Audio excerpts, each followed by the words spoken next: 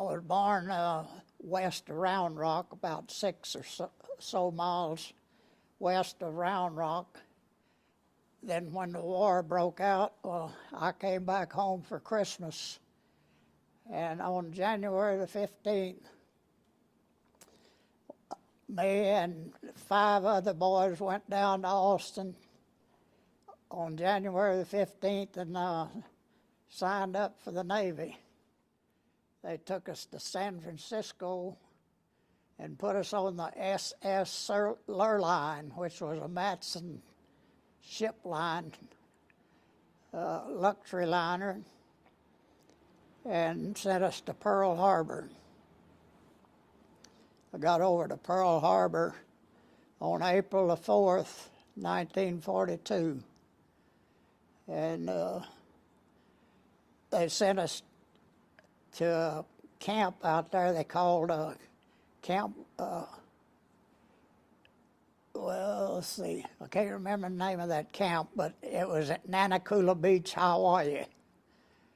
And they sent us out there at that camp.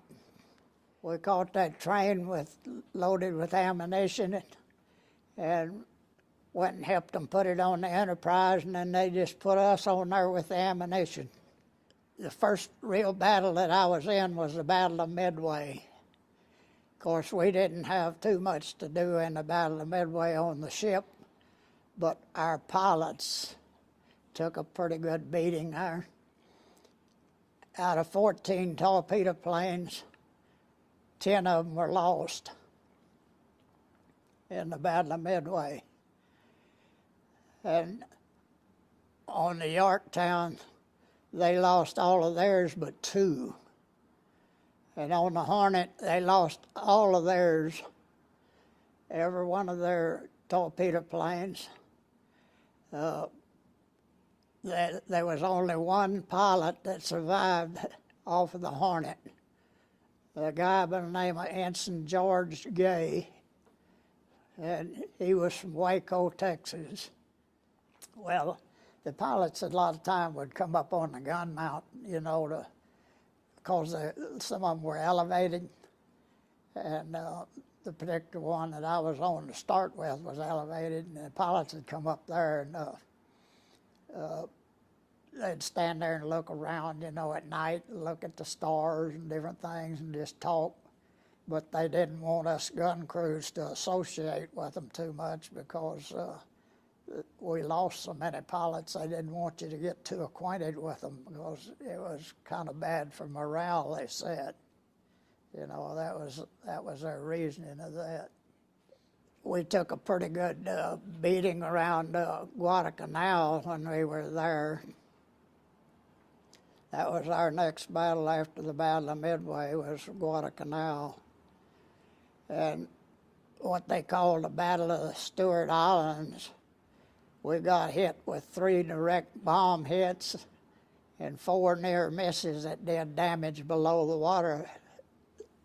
water line. And we had to go into Pearl Harbor and go in dry dock and get patched up. And we went back out then and got hit again on October the 26th of 42, the Battle of Santa Cruz Island. And we got hit then with 2 bomb hits and about 3 near misses that did damage below the water line. But we couldn't go back to dry dock then because we were about the only aircraft carrier left out there. So we went into Noumea, New Caledonia, and they put a list on the ship to repair some of the damage below the water line there so it wouldn't spring any leaks. And some of them may have had leaks, I'm not sure about that. But going back to when we was in dry dock in Pearl Harbor after getting hit on the 24th of August, 1942, We had 1.1 guns on there. A lot of the gun crew referred to them as British pom-poms. And they took all of them off but one quad mount we had right up on the forecastle, forward part of the ship. They took all of them off and put new guns on, 40 millimeters.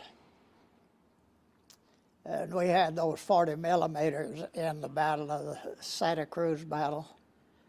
And they proved to be a lot better gun than the 1.1s.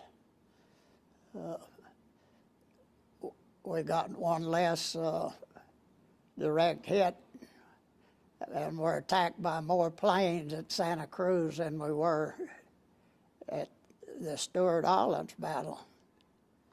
And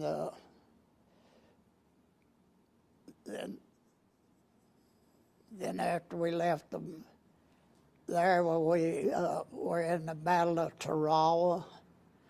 Actually, after the Battle of Midway, we was never battled till the end of the war.